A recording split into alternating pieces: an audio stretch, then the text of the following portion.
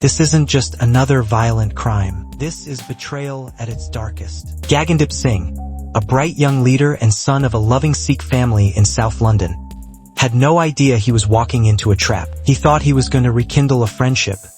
Instead, it became a deadly ambush. And when the truth came out, the people behind it shocked everyone, including his own family. This is the chilling story of a murder fueled by revenge, jealousy, and a twisted sense of justice. This is Criminology Insights, and you're about to hear the heartbreaking and infuriating case of Gagandip Singh. On February 26, 2011, emergency services in Blackheath, London, responded to a burning vehicle on a remote road. Inside the trunk was the charred body of 22-year-old Gagandip Singh. First, no one knew who the victim was, but what detectives uncovered next would shake an entire community. The post-mortem report was horrifying. Gagandip had been viciously beaten, suffering blows so severe that his brain had swollen dramatically. But that wasn't the worst part. His lungs were filled with ash. That meant one thing: he was still breathing when the fire started. He was burned alive. To understand how this tragedy unfolded, we need to go back to where it all began.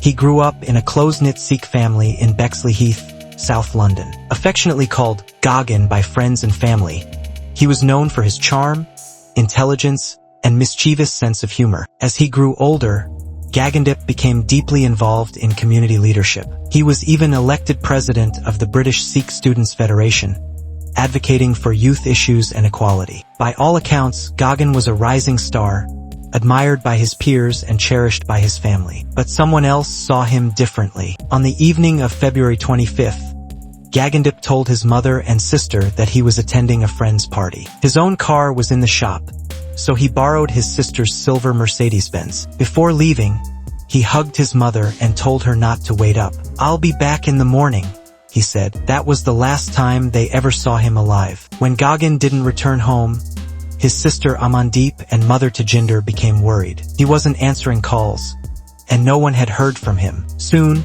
a police investigation began, and detectives started tracing his last known movements using CCTV footage. What they found painted a haunting picture. Gagandip was seen stopping at a store, buying a teddy bear, flowers, and chocolates, clearly on his way to meet someone special. That someone was Mundil Mahil, a former friend and classmate. She lived with 8 other female students in a shared house in Brighton. When questioned, Mahil told police that yes, Gagan had come by her house, but only briefly. He stayed in the car. They talked outside. Then he left. But something about her story felt off. Gagan's sister Amandeep told police she had spoken with Mahil herself when Gagan was missing. Mahil initially denied seeing him at all, then suddenly changed her story to match the CCTV evidence. This inconsistency raised the first red flag. When detectives returned to Mahil's residence, she was gone. But they questioned her housemates and surrounding neighbors, and the story they uncovered was chilling. Around midnight on February 25th,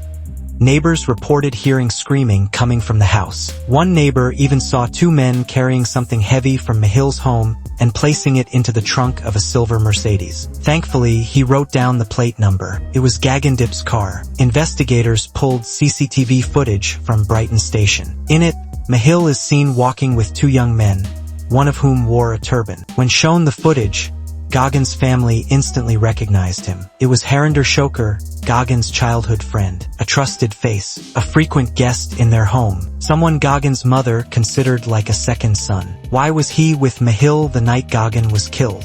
When police brought in Harinder for questioning, he stayed silent about Gagan. He did, however, identify the third person in the footage, Darren Peters, a friend of his. Police searched Peters' home and found 2 cans of petrol, a match to what was used to torch Gagan's car. Even more damning, in a recorded phone call between Harinder and Mahil, Harinder is heard saying, "I could go to jail for 21 years for you, but will you wait for me?" The plot was finally beginning to unravel. Under pressure, Mahil came forward, but with a new story. She now claimed Gagandip had come to see her that night, but she hadn't let him in. She suggested someone jealous of his student leadership may have killed him. Police weren't buying it. Evidence proved that Mahil had texted Gagan, inviting him over. One of Gagan's replies read, "Can we talk civil?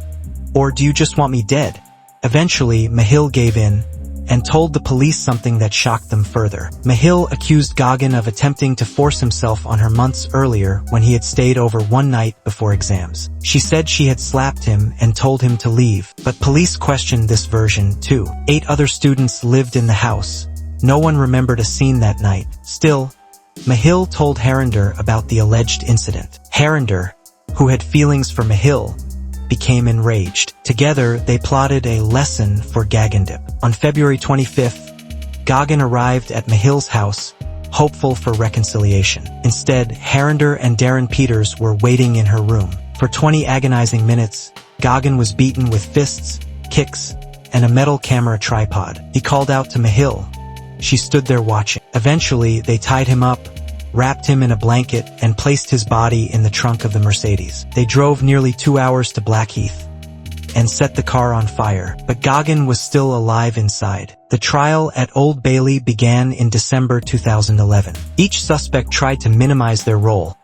Mahil said she only wanted to scare Gagan. Harinder claimed he didn't mean to kill. Darren Peters said he just helped move the body. But the prosecution argued this was a calculated, premeditated murder. On February 24, 2012, the verdict came in. Harinder Shoker, 22 years in prison. Darren Peters, 12 years. Mundil Mahil, just 6 years. Public outrage followed. Gagandip supporters said Mahil's sentence was far too lenient. She served only 3 years and was released in 2014. Mahil went on to graduate from King's College London and married a rising political star Gagandip Singh, who became mayor of Redbridge in 2019. When Gagan's sister Amandeep found out, she launched a petition to have him removed and succeeded. To this day, Gagan's family keeps his room intact. They've even built a small memorial in their garden. His mother Tajinder says, without a doubt, "My son would never have done what she accused him of. He wasn't like that." What truly happened between Gagan and Mahil on that night in 2010? We may never know. But one thing is certain. Gagandip Singh didn't deserve to die. Not like this. Not at the hands of people he trusted. Thank you for watching Criminology Insights. If the story moved you, please like, share, and subscribe. Justice isn't just about verdicts. It's about remembrance. And we'll continue telling the stories that others try to silence.